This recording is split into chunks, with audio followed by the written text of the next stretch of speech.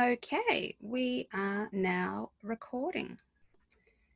Hopefully we won't have any issues with our internet and that it will be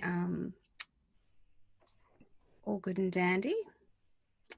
All right, so welcome to our weekly Zoom session, our workshop. Hopefully you will all have had the opportunity to watch the welcome video and the week 1 lecture that hopefully you were able to access. So a shout out also to those of you who are watching the recording as well. So those that may not have been able to attend your face-to-face lecture, workshop, or possibly those of you who are external but couldn't log on at this time. So my name's Ange and I will be your tutor, your online tutor at this time every week for the next 12 to 13 weeks. I've been working at QUT, oh goodness, for about 12 years now, teaching at QUT in education across early childhood, primary and secondary. And I've also been doing lots of research in the area of teacher professional identity and also more recently teaching diverse learners.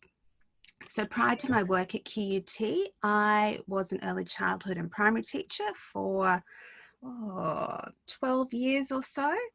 And after coming to QUT, I completed my PhD in 2014, looking at graduate teacher perceptions of their professional identity. So this led to my work as a facilitator in workshops throughout Queensland. So I train early childhood, primary and secondary teachers to mentor beginning teachers. So when you start teaching in Queensland with the Education Department, you will be allocated a mentor. So to look after you, to support you through to your full registration.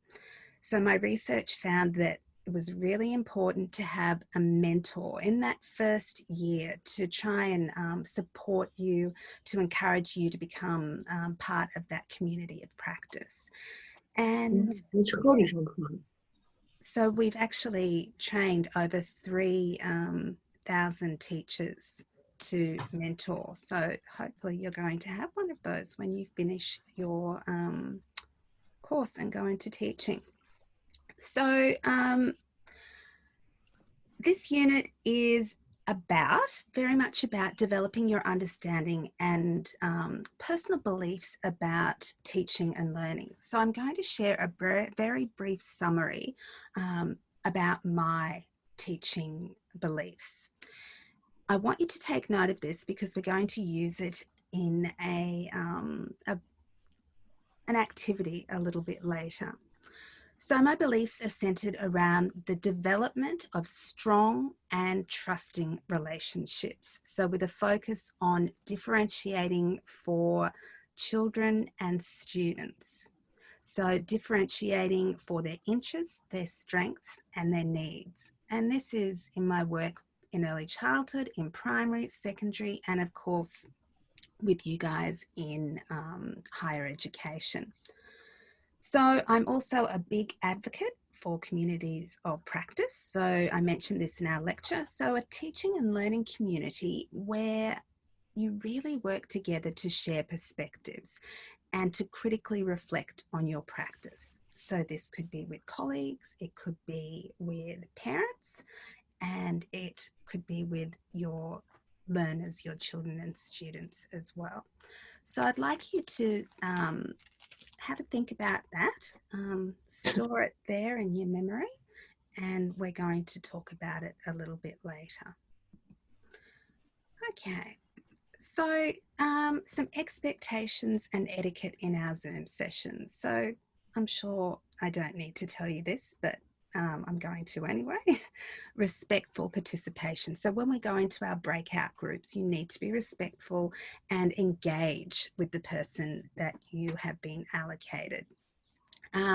Mute your mic when you're not speaking.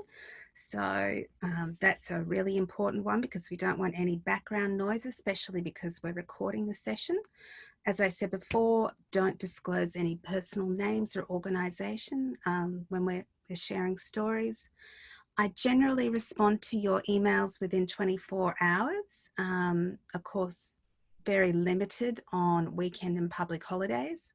Generally, I try to respond immediately, but sometimes that doesn't happen. So very, very important, that final one, for you to contact me with any questions about your learning or assessment tasks. So if you have any concerns, you could post something on the Padlet, a question on the Padlet, but if you still don't have a clear understanding or you're concerned about it, speak up. That's what I'm here for. We want to make sure that you have a very good understanding of the assessment tasks. Okay, everyone with me? All good? Yeah, got 30 participants now. Very nice. Okay, so because many of you are new to the Zoom experience, we're going to do a few exercises to make sure that you're confident and you're up to speed with how it works. First up, can you double check that your microphones are set to mute? So just have a look and make sure that that mute button is on. I can hear a bit of background noise, so I'm assuming that someone or a few students have their mics on.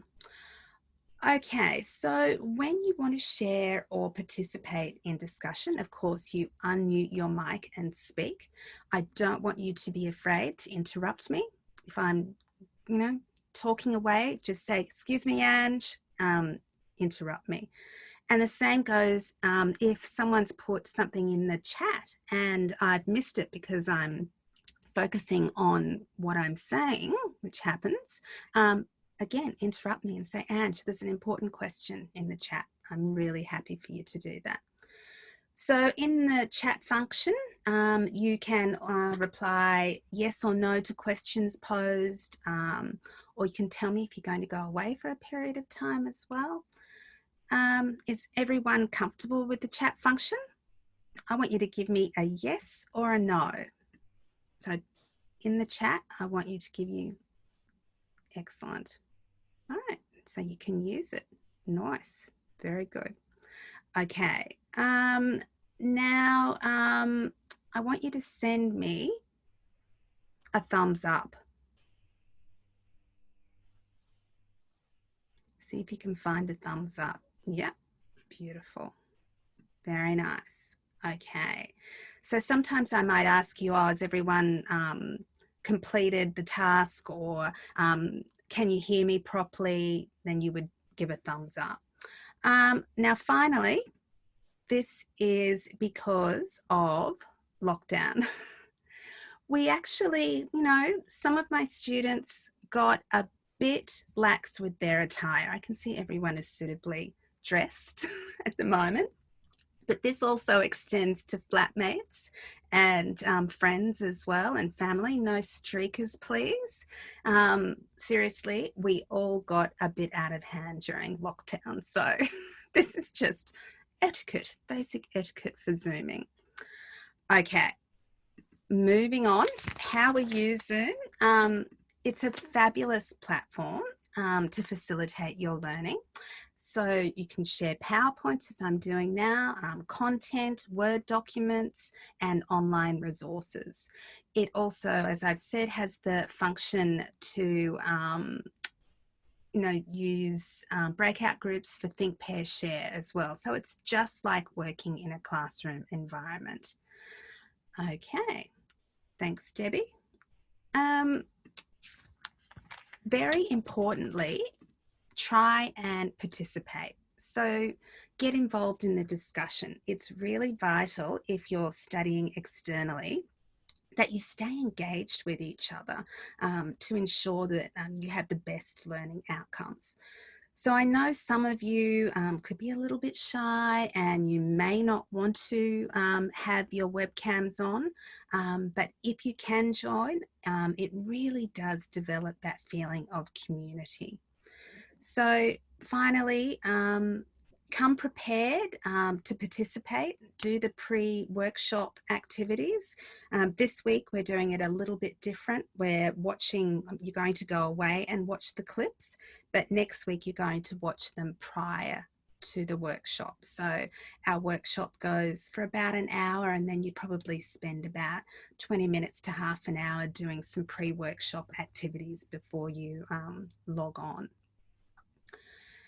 So if you can do those prep activities, it's important, because a lot of what you do won't make sense. What we do won't make sense if you haven't done them. And that goes for the students who are watching the recording as well. You need to do those prep activities to be ready to join. Okay, I like this. This is, it's very easy to lose focus and procrastinate. So this is when you get behind in your reading and your learning tasks and preparing for your assessment. And this is when it becomes all too much and we get really stressed. So try and keep up every week. You will find it much less stressful. Believe me, it's easy to get behind. Okay. So we're going to move into our activities. Part of your pre-workshop activities, I asked you to make sure you had a piece of A4 paper on hand and a pen.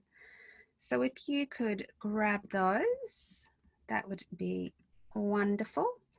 Oh, I'm just looking here. We've got Emmy, Kate, Emma, Rochelle, Samaya, Lynn, Caitlin, Kevin, Claire, Alyssa, lots and lots of people, Isabella, Matt, Audrey that don't have their cameras on. If you could put your cameras on, please, that would be greatly appreciated. What if we don't have a camera? Okay. Yeah. All right. So who am I speaking to?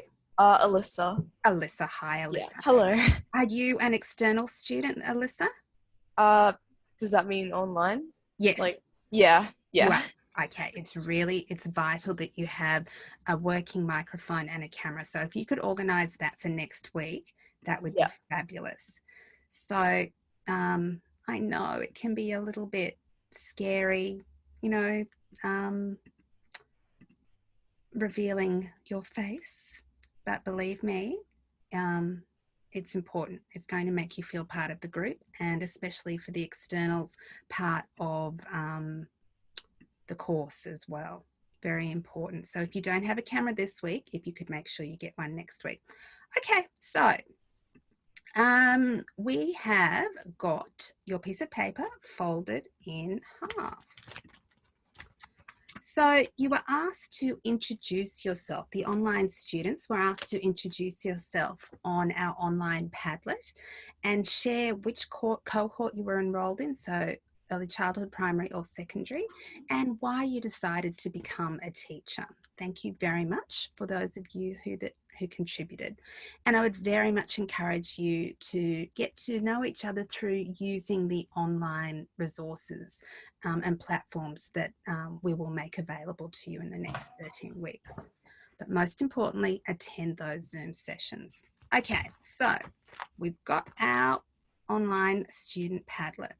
So we're going to do an activity now. It's a Teacher Think activity, talking about implications for educators. So it's designed to create opportunities for you to note and to discuss some of the teacher decisions that are made in planning and implementing a task. So in your lectures and in your workshops, your tutors will use all sorts of different experiences and strategies to engage you or to assist you in your learning. And they've really thought carefully. Everything is purposeful in what they're doing. So we're going to use the Think, Pair, Share strategy, where I will divide you into breakout pairs. So in your pair, I want you to introduce yourself, and I also want you to then discuss the 5 points on the slide. So introduce yourself, and what I want you to do is take a screenshot of the questions with your phone, All the questions are also available on the PowerPoint Padlet. But before we go into our breakout groups, I suggest you take a screenshot now with your phone of those questions so that you will have easy access to them. So when we come back together, I'm going to ask you to share what you've discussed. So any questions about the activity? Oh, Benjamin's put a screenshot there on our chat. Well done, Benjamin. Thank you. So any questions at all before I put you into breakout groups? No? Everyone's feeling good? Okay, so make sure when you're in your breakout group that you engage. Engage with your partner, and make sure you chat respectfully with them. Okay, so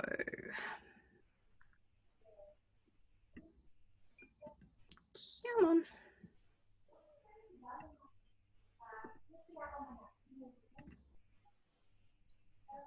Okay, my breakout groups don't want to work.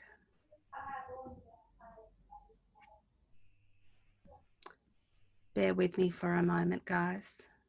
I'm going to pause the recording too for this. So those of you who are watching the recording, could you please reflect on those particular questions on the slide? Okay, so we're looking at the questions and going to the third question now. Why do you think the Padlet was used as a tool? Why do you think that was the case? Hello? Gavin, was that Hello. you? Do you hear me? Yeah. Yeah, I just felt it was quite encouraging to contribute, and it was just easy to read on everyone else's perspectives on like their own beliefs. Yeah, definitely. So getting someone else's perspective, I think that was a really important thing. And I hope that it also made you feel a little bit more comfortable about sharing as well. You know, you see that everyone's in the same boat, all just students wanting to complete their degree. So thanks, Kevin. Anyone else want to contribute anything to point 3? Okay, what about 4? Why are we now using the think, pair, share strategy? We didn't actually use it because we couldn't get the breakout rooms working. But if we had managed to, why do you think we would have used it, that think, pair, share strategy? It allows us to collaborate, which is like a big part of teaching. And it's also like, this is discussed in the textbook, teaching to make a like difference. And it's just building up those communication skills between people that we may not know properly. Yeah. I think think, pair, share is really important as well, because a lot of people don't feel comfortable sharing. A lot of students, children don't feel comfortable sharing in their learning environment. So if you pair them off, give them the opportunity to think, then pair them off, they can talk about it more. And then sometimes we might go from pairs to then into a group of 4 and break down and share perspectives even more before we open it up to group discussion. So it really is very much about encouraging participation and giving students that sense of confidence, I guess, in what they're going to say, that they're not alone. And what about the final one? How do these decisions about the activity link to my philosophy that I discussed earlier?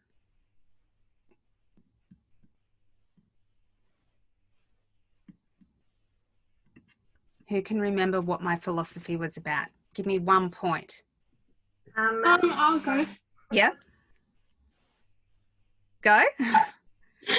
At the start, you said you found it really important to work on the differences between students and interests, and something in like a small activity like that allows them to get to know each other better, and like you can work on those differences and how you can teach them from that. Definitely. So looking at the Padlet, I could see that, you know, some people had shared their experience previously. So I know that we actually have some teachers here already. So all of those things help me to get to know you and to plan for what you want to do. In my master's unit, where I think there's 750 students in this unit, but in the master's, I've got 70 students. So I email them before semester starts, and I ask them to share their background, share their teaching experience, share their particular interests. So therefore, I know exactly what their interests are. And I can then put extra content on the Blackboard site, or I can put new readings up there that I know might help individual students. So it's not just early childhood and primary. A lot of people seem to think that once you get older, it's not about your individual needs. And it is, it really is. So even up in those secondary grades, getting to know those individual students, their interests, their needs, their strengths. So what you can really focus on to help them with build their confidence, that is really vital. It's a vital part of teaching, and very close to my heart as well. And so what about communities of practice? How did this activity build a community of practice? My name's Nikki. It's about just developing those relationships and having that community, and getting people to share with each other. So. Yeah. So this Padlet was the first step. Then we'll have other Padlets where you'll be able to share your perspectives, possibly on specific topics or content that we can discuss, and you think, oh well, this is what I think about this, but oh wow, someone else has a completely different perspective. Oh yeah, I agree with that. Or you know, you may think that that's going to influence your opinion, or it may be something that you would never have really thought of because they may have had a different life experience to you, or different influences in how they understand our representations of teachers. So getting to know your students and communities of practice. That's my focus. And from this unit, moving right through until your fourth year, where you'll have your final capstone assessment task for your teacher performance assessment, your beliefs about teaching, your professional teaching statement is at the centre of that. So it's really important now that you start thinking about your beliefs about teaching.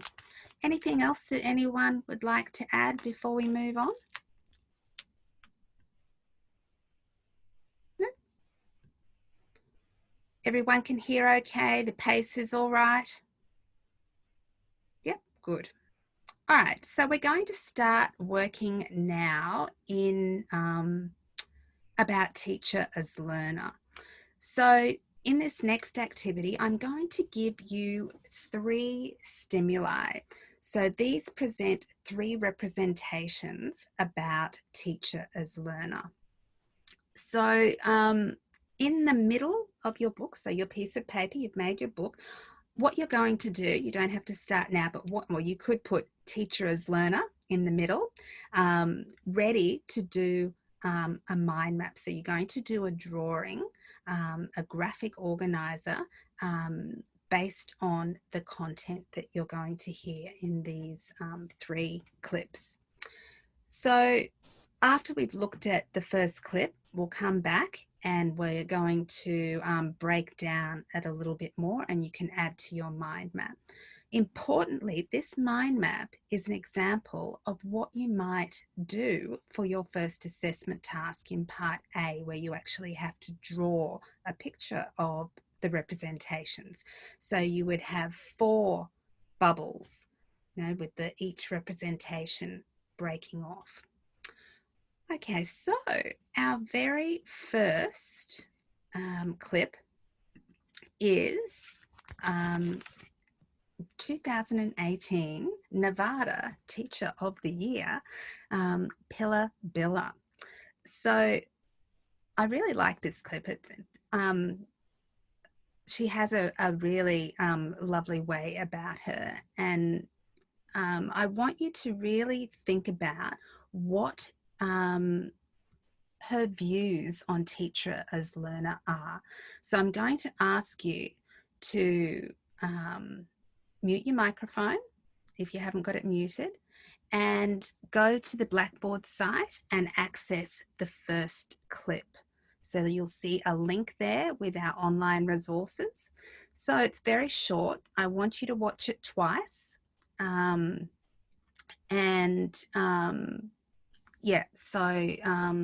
Watch the clip, watch it through twice, and then come back.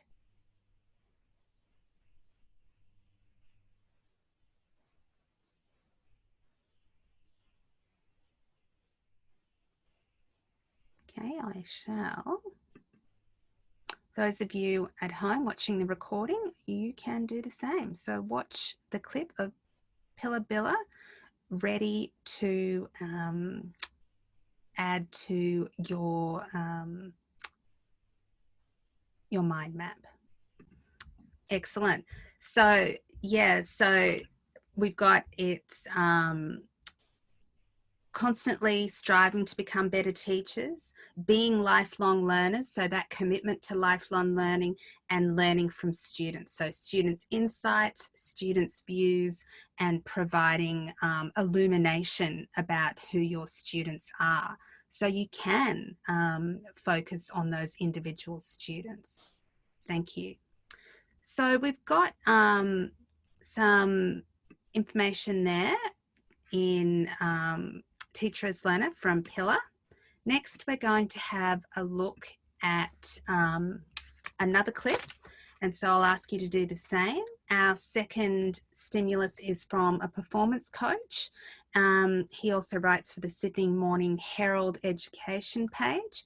So I'd like you to have a look and see what he has to say about teachers as learners. So that's the second link. I'm sure Benjamin's going to post it there for us too. Well done. So watch it through twice again just to get a good understanding.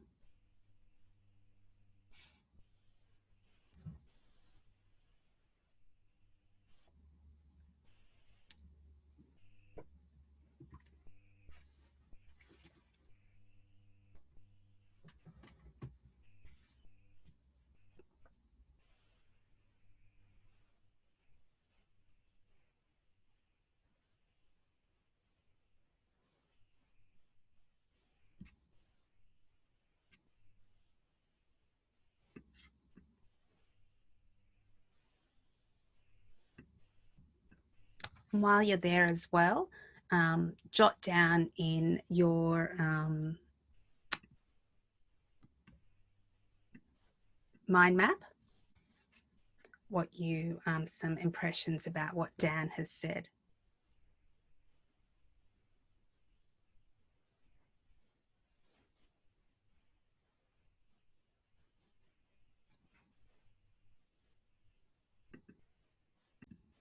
In terms of context, every school is going to have a different way of using the curriculum.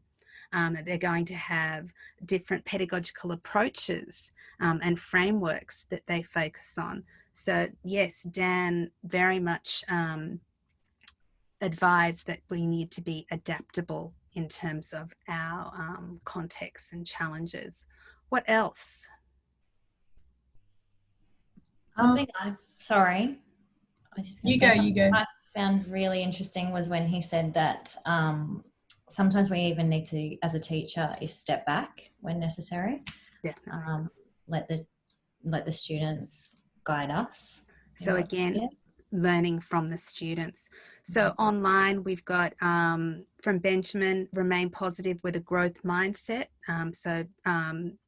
Dan quoted Carol Dweck, so that's very important as well. Connect with students, journey or learning, empower students. That was from Joey, excellent. So really empowering students through, I guess, collaboration was one of the points that he made. Journey of learning. I got that, Emma. Thank you. Okay, so anything else that you wanted to add? So as you're completing your mind map, you might also want to, if you have any particular insights that you come to yourself or your own thoughts about teacher as learner, you know, you may have developed an idea about what teacher as learner from talking to someone who is a teacher, from a family member or a friend, or you may have got something from social media or from films or from the news. I want you to really think about some images of what you as well think teacher as learner is. So maybe a little bit further out on your mind map. So our final clip that we're going to have a look at is, it's a collection of students. So they're some QUT alumni. So they're not actually students, they're graduates, they're beginning teachers who are now out in the workforce. So I want you to have a look at this and think about what their impressions of teacher as learner are. They talk mainly about professional development. So have a look at the final clip and add some notes to your mind map.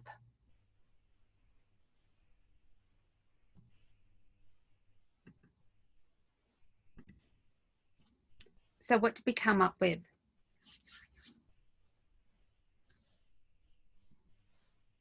To constantly self-reflect on your work and Yeah.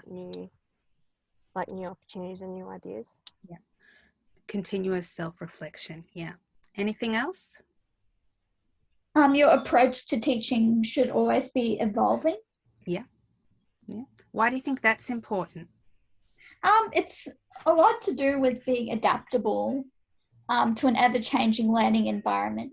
And as Dan Hasler pointed out as well, you know, what a method that might work in one school won't work in the other. So it's about being accommodating. Yeah. So you could possibly even do a link between what Dan has said and to the beginning teachers as well. Also mention new perspectives and strategies to see that bigger picture. So this process that we've just completed with the mind map, teacher as learner in the middle, it's very similar to what you need to do for the first part of your assessment task. So the mind map format used as an example of what you could use to depict the 4 representations. So we'll introduce you to some different ones as we go along. So the 3 stimuli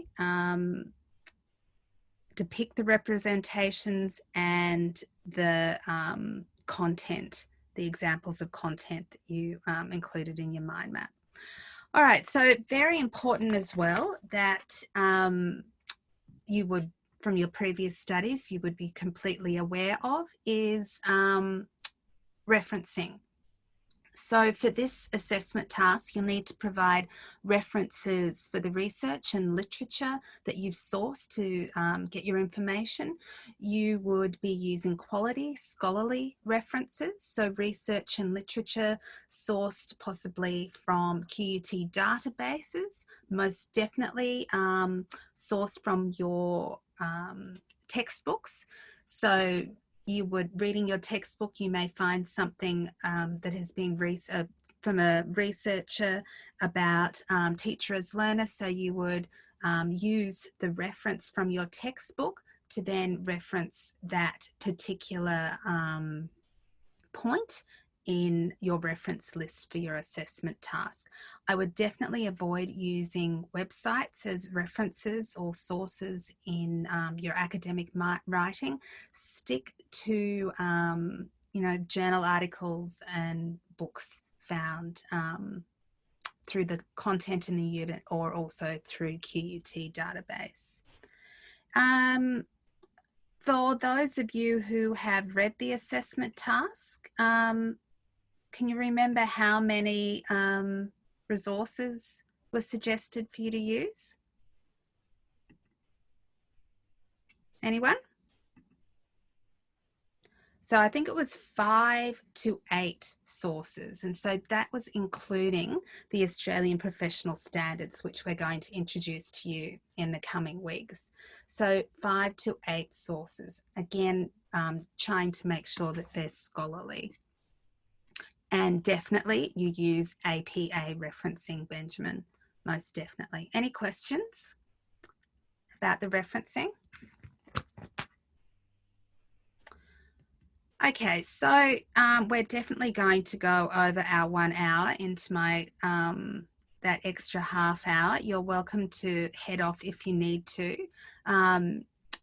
Not too much over though, because we're going to talk just quickly about the assessment task. So part of the assessment task is these 2 questions that you need to refer to. So I think the first one, how has teacher as learner been represented? I think we've covered that one. But how might the teacher as learner representation shape the profession? Any thoughts about that? So all of these things that the 3 people have talked about, how might they shape or have shaped the teaching profession? Any thoughts?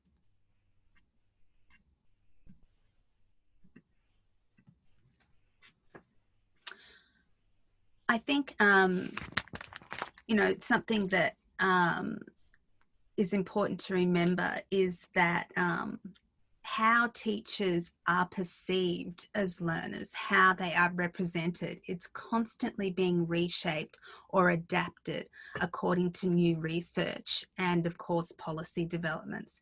So, you know, there may be a particular pedagogical focus that is very important at one point in time, but a few years down the track, research or policy may direct that it's not used anymore, or that it's changed or adapted in some way.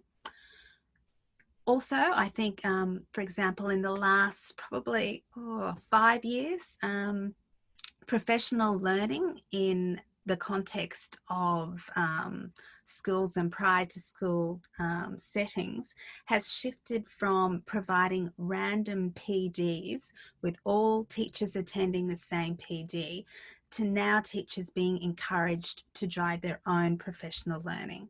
So this is based on their evaluation of their practices. It's based on the goals that they've set for themselves. So to actually choose their own professional development. And that's a really big factor in terms of how it's shaped the profession. The other factor that I think has more recently been more popular, I think, because people are becoming more and more aware of the importance, that is being available and making time to listen to students. So really making them the center, so giving them a voice about what they're going to learn and how they learn. So really making a deeper connection with your students, whether early childhood, primary or secondary. And I think that also extends to families as well, most definitely in early childhood and primary, and I think extremely important in secondary as well, to make those connections with with families. So I think something that we also need to think about is what kind of skills might you need to work as a future teacher. So we've discussed that, you know, you need to be able to make good contact with your students, with parents. You need to have a growth mindset and be open to being an ongoing learner.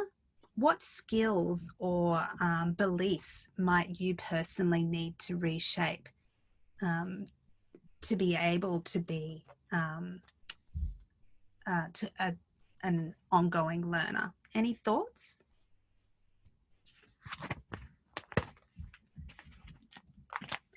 What about communication skills? Do you think that's an important factor? I think definitely listening. It's the two-way communication. I know when I was younger in schooling, it was very much one way from teachers, not a two-way dialogue. Definitely. And things have very much changed now. It's very much giving those students a voice. And we need to actively listen to students as well, to take the time to really understand them and to empower them. So active listening is something, it's a skill that you really need to develop, and communication is as well. Some of you may need to really think about how you communicate, how you use your body language, those sorts of things to really engage with children, with students, and with their families as well. You know, self-reflection and evaluation of practice is going to be vital in terms of developing a good understanding of your own abilities and strengths and needs. So you need to be able to self-reflect and evaluate your practice. Anything else that you can think of?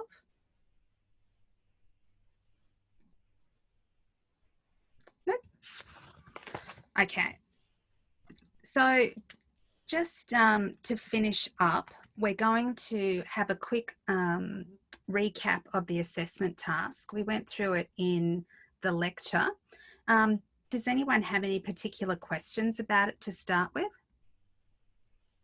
Anything that came out of the lecture or came out of, actually, sorry, I just saw Benjamin, ICT from Karen, and behaviour, learning classroom management as well. They're two really important ones. Sorry, I should have looked at the chat. Okay, assessment task. Any questions? Hopefully you would have all had a really good look at the assessment task sheet so you know what you're dealing with, because it starts right now. The first week, we're already straight into the assessment task, getting ready with content and supporting you in what your assessment task will look like. No questions? Everyone feels really comfortable and confident they know exactly what to do? So as it says on the slide, you're going to create a drawing that represents, so a visual depiction of each of the 4 representations of teachers. So you could use a graphic organizer like we used today, but we're going to give you some other examples in the coming weeks. So then you're going to choose just one representation and you're going to write a 1,000-word personal teaching statement. So responding to these questions on the slide. So this is why we've kind of been breaking these down in the workshop today, just so that you had a good understanding, know of what reshaping means. So adapting or changing. And then we've got another question. How might resilience and professional learning help in the reshaping? So this is something that we're going to address a little bit further down the track in the coming weeks. So all of this information is on the task sheet and the criteria sheet on Blackboard. You can, any questions that you have, you can post them on the assessment task Padlet. I suggest that you have a look at that regularly before emailing your tutor. I would have a look at that Padlet just to make sure that the question hasn't already been answered. All right, and then as I mentioned in the lecture as well, you've got the oral articulation. So that's in week 6. So if you're an external student, if you're studying online, that would be in the Zoom session. So we'll break out into breakout groups. I'm sure I'll be able to work out what the problem is with that and we'll be able to do it. So it's just with a partner, 3 to 4 minutes, and you'll have a tag feedback form that you can use as a prompt. So ask them a question, tell them something that you like, ask a question and give a positive suggestion. So it's not graded, it's a participation activity. That's very important to remember. Any questions about that one? No? Okay. Next week. So we've gone over time, and this is clearly because we've had to have a look at the clips. So next week, what we're planning to do and continuing on is you're going to have a little PowerPoint that you will look through with the clips in it, and it will go through the activities that you need to do. So the other students, they do the 1 hour lecture that they watch, and then they have a 2 hour workshop.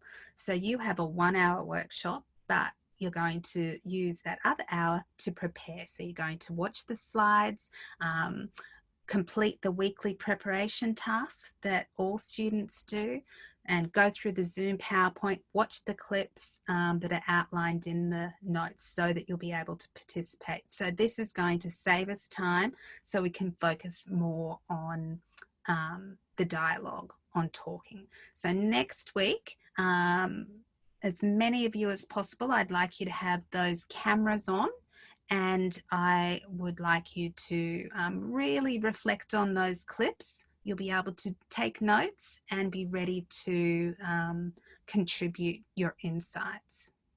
Any questions at all about moving into week 2? No?